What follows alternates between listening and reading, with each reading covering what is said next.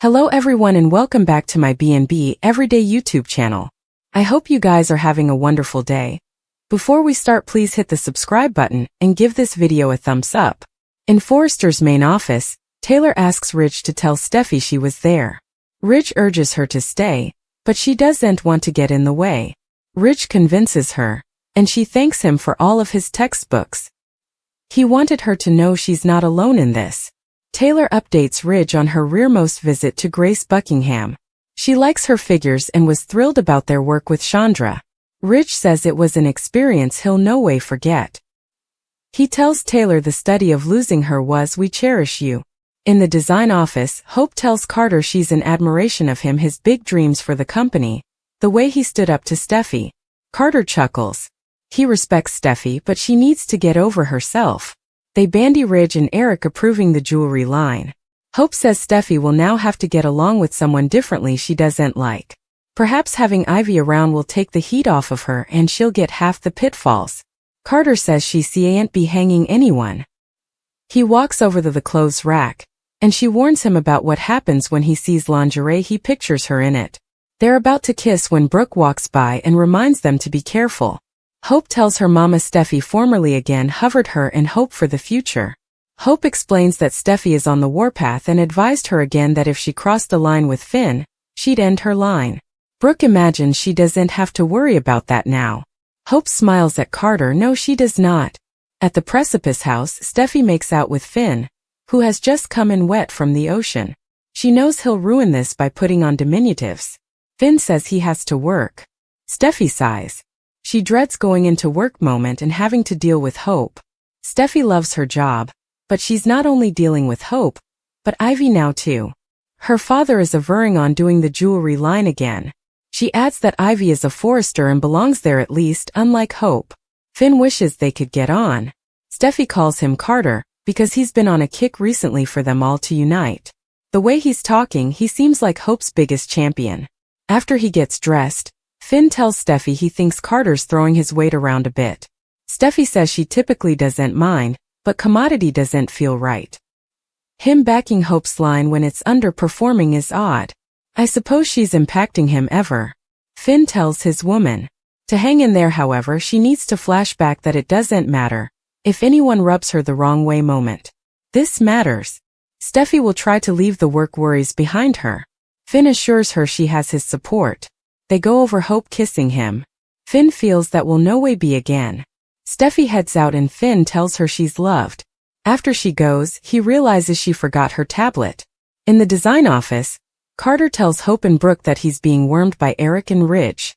He really believes in his plan. Hope does too. And I believe in you. Carter sighs. Now to find out if Ridge does. After Carter exits, Hope and Brooke bandy his idea. Brooke realizes her son really wants this for him. Hope wants it for all of them. It could take the company to heights they've no way pictured of. That's if Ridge believes in him as much as she does. Brooke warns her against getting her expedience up. Hope says this isn't some vagrancy. Carter has spent times probing this and believes it can work. Brooke knows she gave him the provocation to make the pitch. She doesn't want her to be dissatisfied if it doesn't work out. Hope argues that Carter would no way propose a threat that would harm the company. This should be an easy yes. She hopes Ridge sees that it's the smart thing to do. In the main office, Taylor and Ridge bandy chakras and he cracks jokes. They agree she has a bright future ahead of her. Carter walks by and asks if Ridge has an alternate.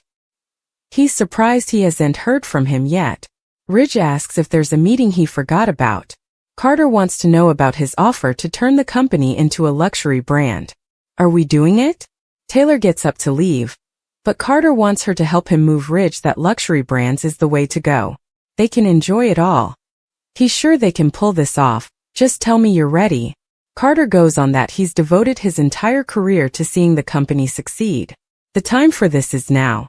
Ridge says it's not just him who has to subscribe off. There's Steffy, Brooke, and his pater.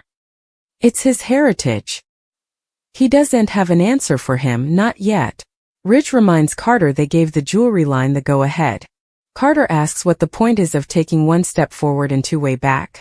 With Steffy's constant pitfalls toward Hope for the unborn, he doesn't want her issues with Hope to affect in the elimination of one of their most popular lines. Rich hears what he's byword. Carter asks if he hears him on expansion too. As his friend, he hopes he'll do what's necessary to move Steffy and Eric. Rich squints. As your friend, I'm telling you we'll make a decision veritably soon. In the design office, Hope flashes to kissing Carter and smiles. She walks over to the clothes rack and chooses a silky nightie. Smiling to herself, she goes and puts it on. While she's behind the screen, Finn comes in with Steffi's tablet. He makes a noise while placing it on the office with a note. Hope, allowing it's Carter, emerges and says, "I've been staying for you."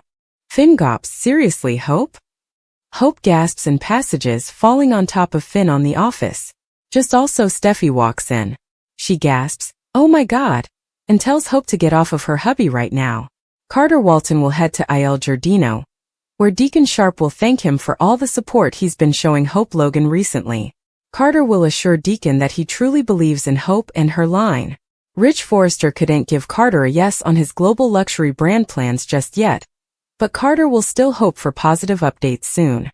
The sky's the limit for Forrester Creations as far as Carter's concerned, and he'll have big dreams for Hope to be part of all the action. As for Sheila Carter, she'll get in the Halloween spirit by wearing a witch costume and showing off all the creepy decorations at the eatery, including a washing jug. Sheila will also have some spooky treats she's whipped up, so she'll encourage Carter to test them and completely enjoy the fun of the vacation. Meanwhile, chaos will erupt back at Forrester Creations. In the design office, Hope was trying on lingerie with Carter in mind, but she came around the changing screen, tripped and fell on John Finn Finnegan. This was really just a freak accident and a case of terrible timing since Finn just happened to be there dropping off Steffy Forrester's forgotten tablet. Of course, Steffy walked in at exactly the wrong moment, so now she thinks Hope has thrown herself at Finn formerly more. The sight of Hope on top of Finn had to be enough horrifying for Steffy. Despite Hope's frantic attempts to explain, Steffy wouldn't want to hear it. Since Steffy formerly advised Hope about the consequences she'd face if she crossed the line with Finn again, it looks like she'll cut Hope's line on the spot. Steffy may indeed take effects a step further and fully fire Hope from the company. It's clear that Steffy will be more rankled up than ever, so she'll make a bold move in wrathfulness and it could mean bad news for Hope. The bold and the beautiful spoilers say Carter may rush to Hope's defense ultimately, but our prognostications allude that he wouldn't be suitable to undo the damage.